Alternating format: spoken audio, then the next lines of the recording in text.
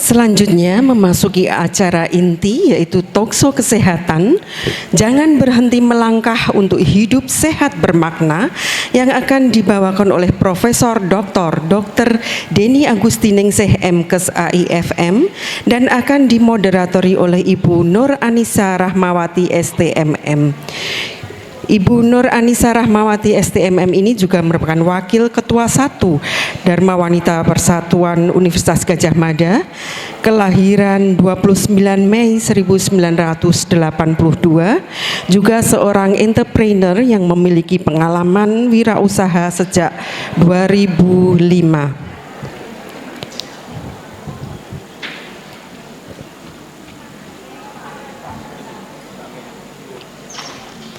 Kepada Ibu Nur Anissa Rahmawati STMM, disilakan.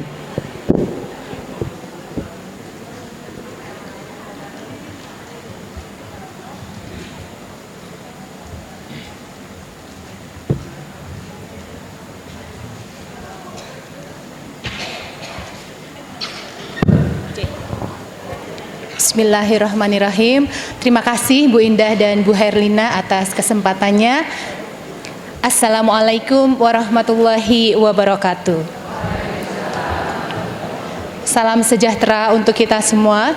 Ibu-ibu, para hadirin sekalian, senang sekali saya Anissa membersamai ibu-ibu sekalian dalam acara talkshow kali ini dengan judul Jangan Berhenti Melangkah untuk Hidup Sehat Bermakna, dengan narasumber kita Ibu Profesor Dr. Denny Agustiningsih MKes AIFM.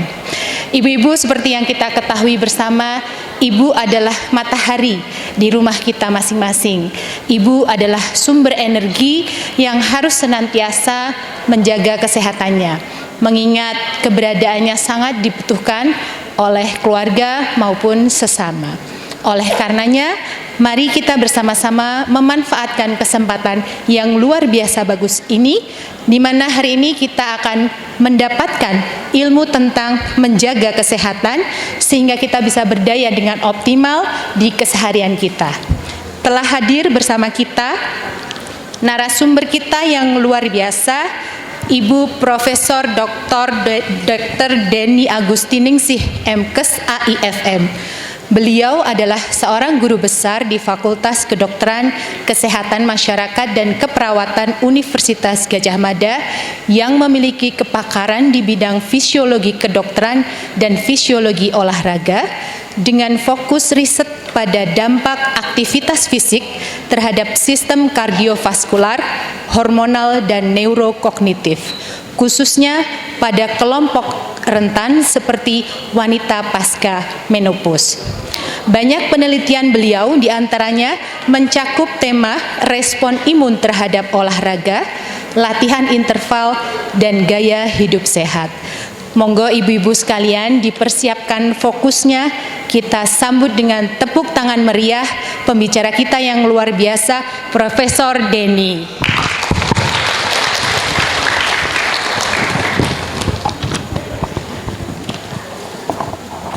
Monggo Prof. Untuk slide-nya apakah ada?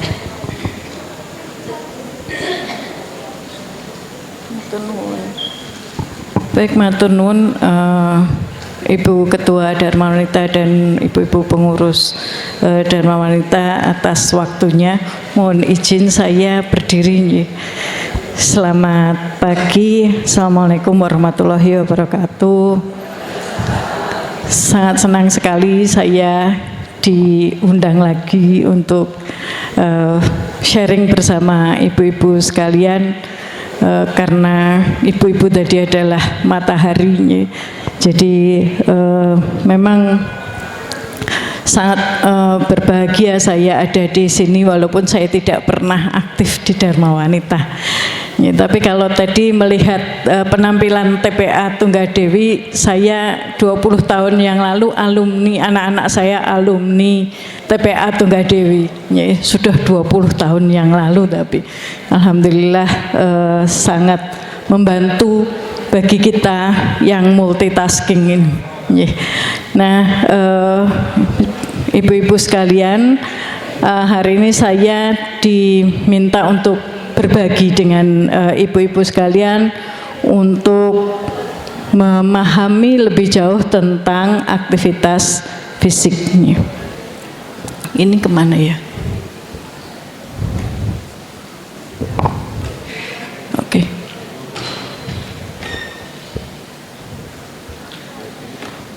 Ini mohon maaf. Ininya kemana Mas? Oh di situ. Berarti nggak usah pakai ini ya. Next slide aja nih.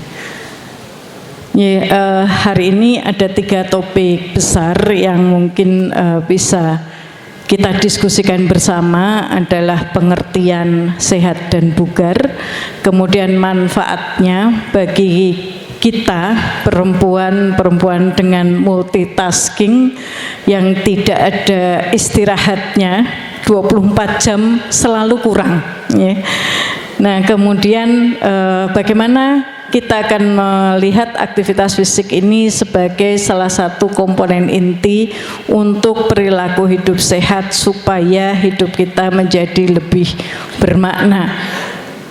Next slide. Ibu-ibu, kita selalu menggaungkan bahwa kita ingin hidup sehat. Tetapi kalau dari definisi yang dikeluarkan oleh Kementerian Kesehatan, hidup sehat saja tidak cukup.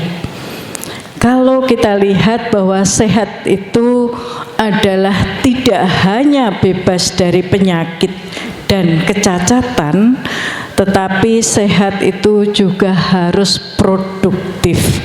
Produktif bukan berarti seperti Prof. Suryono tadi menghasilkan banyak duit saja, tetapi produktif itu kita bisa mendidik anak-anak, kita bisa membesarkan mereka menjadi seseorang yang berguna, kita bisa mendampingi suami dengan karirnya, kita juga tetap bisa melakukan kegiatan sosial dan ekonomi yang baik, itu adalah produktif.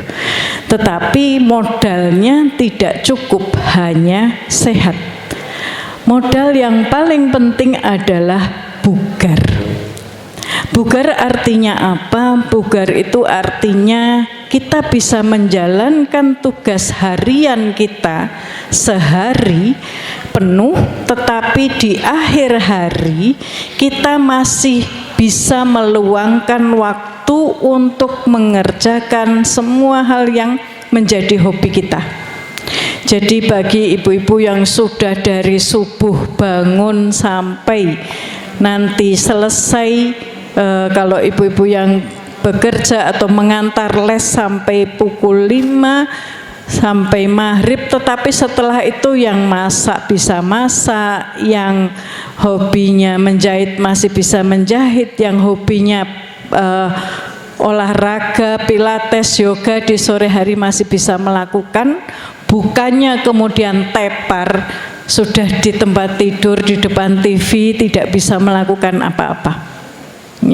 Nah, bugar itu artinya kita melakukan semua hal, tetapi di akhir hari kita pasti bisa melakukan apa yang menjadi hobi kita. Ya, baik itu kita sebagai istri, kita sebagai ibu, kita sebagai pegawai, kita sebagai mahasiswa, maupun kita sebagai anak yang masih harus meluangkan waktu untuk orang tua. Nah, ibu, peran perempuan itu segitu banyaknya. Jadi ibu-ibu kita memang punya banyak tugas, multitasking, dan bugar inilah yang kemudian menjadi modal utama. Monggo Pak, lanjut. Nah, mengapa kita harus bugar? Tentunya ibu-ibu juga sudah paham bahwa dengan kebugaran yang cukup maka kita bisa mencegah berbagai macam penyakit, ya, termasuk penyakit-penyakit yang disebabkan karena kurang bergerak, ya, karena beberapa tahun terakhir disampaikan bahwa orang kurang bergerak itu menjadi penyebab keempat terbesar dari berbagai penyakit kronis. Kemudian kita harus bugar supaya yang jelas menghemat. Kalau kita sehat dan bugar, tidak perlu sering-sering berkunjung ke dokter.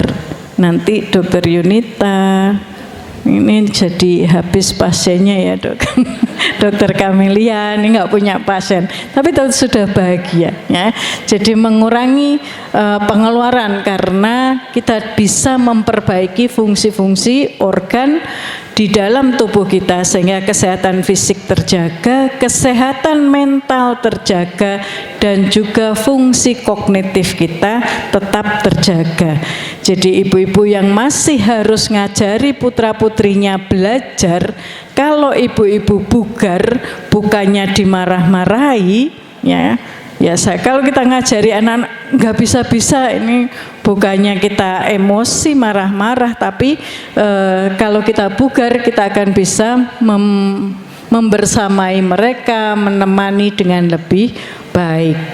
Kemudian bagi kita yang bekerja, bagi kita yang membutuhkan fisik untuk melakukan kegiatan-kegiatan harian, bugar ini juga akan meningkatkan kinerja kita. Jadi kita sebagai seseorang yang multitasking, ya ibu-ibu, kita harus memiliki tingkat kebugaran yang tinggi. Sehingga tadi di akhir hari itu tidak usah menunggu istirahat tidur dulu 1-2 jam, tapi kita masih bisa melakukan kegiatan yang lain. Dikatakan dari berbagai penelitian bahwa seseorang melakukan pekerjaan fisik dalam satu hari 5-6 jam sehari, kita menggunakan 80% dari tingkat kebugaran yang kita miliki. Ya, jadi kalau kita bugar 80%-nya itu habis di 6 jam ketika kita melakukan kegiatan fisik. Ibu-ibu nyetir, ya kan, nganter les ke sana kemari. Dulu kalau saya nganter les itu satu hari dapat 40 km. Ya kan, keliling dari satu sekolah ke sekolah yang lain, balik lagi ke kampus, lagi les ke sana kemari. Sehari itu bisa 40-70 km. Saya sampai sambat ke suami itu, kok ngeluhi supir travel ini saya ini sehari gitu ya. Tapi ya memang harus begitu ternyata. Nah, oleh karena itu kita harus punya tingkat kebugaran yang tinggi. Karena kita sudah menggunakan 60-80%. Ya. Nah, kalau kita tambahkan istirahat ya, setengah sampai 1 jam di tengah-tengah hari, kita masih bisa memperpanjang waktu menggunakan kebugaran yang kita miliki itu sampai 8 jam kemudian. Ya, jadi kita tidak lagi kelelahan di akhir hari. Ibu-ibu bayangkan kalau kita memiliki tingkat kebugaran yang rendah, maka 5 jam saja sudah habis energinya. Ya, sehingga makan malam sudah enggak tersedia lagi, sudah enggak sanggup mau masak. Ya, tinggal energi jempol yang masih ada. Ya kan, kita pesen GoFood ke sana kemari. Ya, nah maka oleh sebab itu untuk kinerja yang baik kita harus punya tingkat kebugaran yang tinggi. Dan juga tingkat kebugaran yang tinggi ini akan memperbaiki kualitas hidup kita. Makin tingkat kebugaran kita tinggi, kita tidak mudah lelah, kita lebih gesit, lebih sigap, lebih bisa berpikir jernih, tidak emosian, tidak baperan. Ya. Nah, maka hidup kita pasti akan lebih bahagia. Ya, coba kalau kita sedikit-sedikit baper, sedikit-sedikit tersinggung, sedikit direweli anak saja sudah emosi, maka bagaimana kita bisa selalu tersenyum seperti Prof. Suryono tadi sampaikan. Tapi kalau kita memiliki tingkat kebugaran yang tinggi, maka semangat kita, semangat beraktivitas, semangat bergerak, semangat mengerjakan sesuatu itu akan lebih tinggi karena kita tidak cepat merasa lelah, ya. Dan kita juga akan lebih gesit, lebih tangkas, tidak mudah kecetit, ya, tidak mudah kesleo, tidak mudah boyoen begitu ya. Nah, ibu-ibu ini kalau sudah angkat junjung boyoen sudah selesai itu masak-memasaknya. Lanjut. Nah, tetapi ibu-ibu untuk bisa memelihara tingkat kebugaran ini dibutuhkan kegiatan fisik. Jadi bukan bangun tidur, oh tingkat kebugarannya sudah langsung 100%. Tidak. HP pun harus kita charge untuk dapat memiliki daya yang bisa kita gunakan setiap saat. Ya, untuk bisa ngobrol, untuk bisa yang lain. Maka tubuh kita itu juga perlu di-charge. Nah, nge-charge-nya tidak hanya dengan tidur, nanti kita akan lihat nge-charge-nya dengan berbagai macam cara. Nah, tetapi Bapak Ibu, kalau HP yang tidak dipakai lama, maka kapasitas baterainya pasti akan turun. Ya, demikian tubuh kita. Kalau tidak kita gunakan, maka tingkat kebugaran dan kemampuan tubuh kita secara fisik, mental, kognitif pasti akan turun. Nah, kemajuan teknologi ini berperan besar di dalam menurunkan kemampuan dan tingkat kebugaran kita.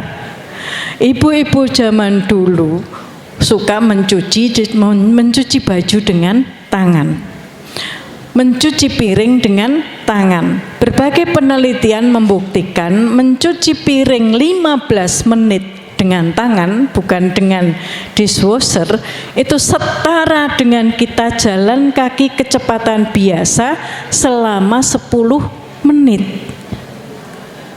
Lumayan kan? Lumayan itu pagi-pagi sudah dapat modal awal. Ya. Nah, makanya jangan segan untuk mencuci piring, ya. Mencuci piring, mencuci baju itu akan lebih banyak lagi kalori yang dihasilkan. Tetapi semua itu kan sudah banyak tergantikan. Saya kira sudah hampir tidak ada ibu-ibu yang tidak kagungan mesin cuci. Ya kan, pasti semua sudah kagungan mesin cuci. Mungkin bukan ingin bermewah-mewah, mungkin bukan untuk kegiatan yang lain, tetapi menghemat waktu. Ketika kita masukkan mesin cuci, ketika kita masukkan rice cooker, kita bisa ngepel. Ya kan? Itu hemat waktu. Dalam satu waktu, ya, menjadi ibu yang cerdas, satu waktu kita sudah mengerjakan banyak hal. Ya, sambil membangunkan anaknya pakai vacuum cleaner, ayo bangun, nggak bangun nanti disedot vacuum cleaner gitu kan. Itu sudah multitasking yang kita lakukan. Nah, tetapi kita juga harus cerdas dengan kemajuan teknologi ini. Jangan sampai kita dikalahkan oleh teknologi yang kemudian kita tidak banyak bergerak. Tadi tekan-tekan tombol semuanya sudah, masak air fryer, cuci baju mesin cuci, ya kan, kemudian mencuci piring pakai dishwasher, masak yang lain pakai GoFood.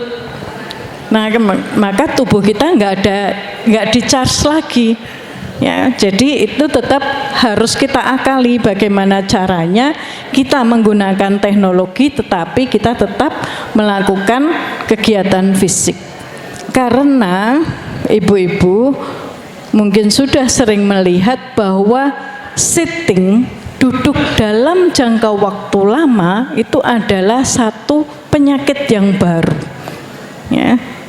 Bahkan disebut bahwa sitting is the new smoking. Ya, bukan duduknya yang penyakit, karena duduk yang panjang kita tidak lagi menggunakan tubuh kita untuk bergerak. Jadi menjadi faktor risiko penyakit-penyakit kronis yang lain. Lanjut Bapak.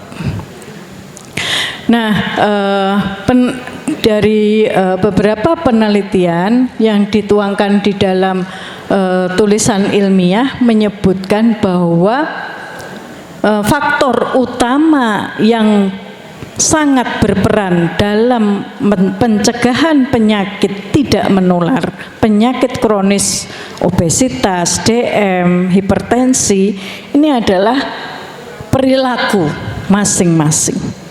Jadi tidak boleh lagi banyak menyalahkan. Saya DM ya sudah wajar karena orang tua saya, nenek saya DM. Tidak. Orang tua, kakek nenek DM boleh. Tapi selama hidup kita berperilaku sehat, maka risiko itu bisa kita tekan. Artinya munculnya nanti kalau sudah usia kepala 9. Ya. Tapi di usia produktif, di usia ibu-ibu yang masih aktif, dia nggak akan muncul selama perilaku kita perilaku baik. Nah, jadi genetik itu 30% saja. Nah, bagaimana peran lingkungan? Peran lingkungan itu cukup 20%. Artinya ketika ibu-ibu seperti ini kerso mengajak saya ke sini, ya ngobrol bareng, kita berbagi tentang kesehatan, ini sudah membantu pemahaman yang kemudian harapannya diterapkan di rumah.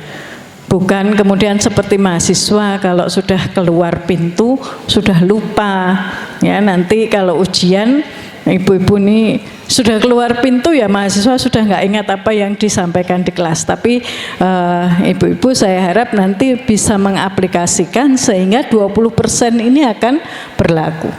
Nah, tenaga kesehatan perannya hanya 10% saja untuk mendampingi, untuk mengingatkan dan kemudian membantu. Ya, lanjut Pak. Nah, ibu-ibu tadi untuk ngecas, untuk menambah daya tubuh kita tadi, maka kita harus melakukan menerapkan perilaku hidup sehat. Perilaku hidup sehat itu tidak hanya beraktivitas fisik, ibu-ibu, tetapi kita harus disupport oleh diet yang baik. Nah, nanti Bu Uke yang ahlinya dengan nutrisi yang seimbang supaya dia mendampingi aktivitas fisik. Kalau kita ngecharge-nya hanya dengan aktivitas fisik tanpa didampingi diet yang seimbang, maka hasilnya juga tidak akan optimal. Tetap saja metabolismenya menjadi tidak baik. Nah, selain diet optimal, hidrasi yang baik itu juga harus dijaga. Haus tidak haus, harus minum. Ya, karena hidrasi yang baik itu akan menjadi kendaraan untuk metabolisme tubuh kita, ya, sehingga tubuh kita akan memperbaiki dirinya dengan lebih baik. Hidrasi yang baik juga akan kemudian membantu kulit kita juga menjadi lebih cantik. Kalau kita kurang minum, maka mau tidak mau kita akan melihat banyak keriput-keriput di kulit kita, keriput-keriput kecil yang belum waktunya muncul sebetulnya, tapi karena kita tidak menjaga hidrasi. Nah, kemudian sleep hygiene, ya, tidur yang berkualitas. Tidur yang berkualitas ini jadwalnya tidak boleh jelong-jeling. Hari ini kepingin ngantuk jam 7, sudah tidur mulai jam 7 sampai pagi. Tapi besok pagi menunggu putranya nggak pulang-pulang, belajar sama teman-temannya sampai jam 2 malam baru tidur. Tapi tidurnya hanya 2-3 jam karena subuh sudah harus bangun. Nah, kalau kita tidur tidak teratur, maka kita juga akan mengganggu metabolisme, mengganggu kehidupan organ-organ tubuh kita. Ya, jadi harus dibuat rutin.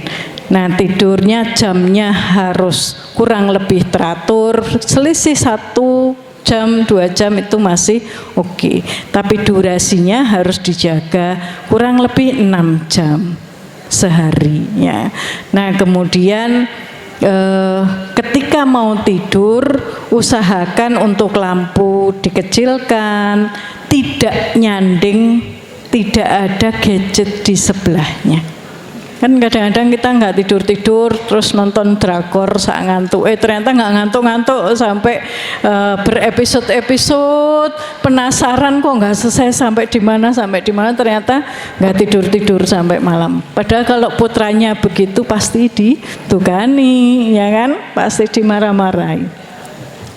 Nah ini tidur yang berkualitas ini akan sangat membantu efek dari aktivitas fisik yang kita lakukan. Nah yang terakhir tentunya adalah spiritual, hubungan kita dengan Sang Pencipta dan juga hubungan kita dengan manusia-manusia yang lain. Ya, dari tadi tidak baperan, tidak mudah tersinggung, kemudian selalu berpikir positif, tidak merinan, tidak iri dengan yang lain, dan kita punya kehidupan sosial yang baik. Nah, saya yakin pertemuan-pertemuan Dharma Wanita ini adalah salah satu upaya kita untuk social well-being yang baik. Lanjutnya, kalau kita duduk terlalu lama, ini kita akan jatuh ke dalam perilaku sedentary. Perilaku sedentary ini adalah duduk lebih dari 15 jam sehari.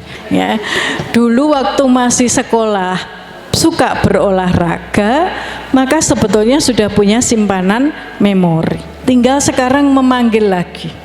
Ya, memanggil lagi, maka efeknya tidak akan sepanjang, tidak perlu menunggu efek itu muncul selama orang yang tidak pernah melakukan olahraga. Di sekitaran saya itu ada banyak ibu-ibu yang mengalami masalah lutut. Meskipun rutin berjalan kaki, mereka bertanya, kenapa ya meskipun saya rajin berolahraga dengan rutin jalan kaki, tapi lutut saya masih tetap sakit.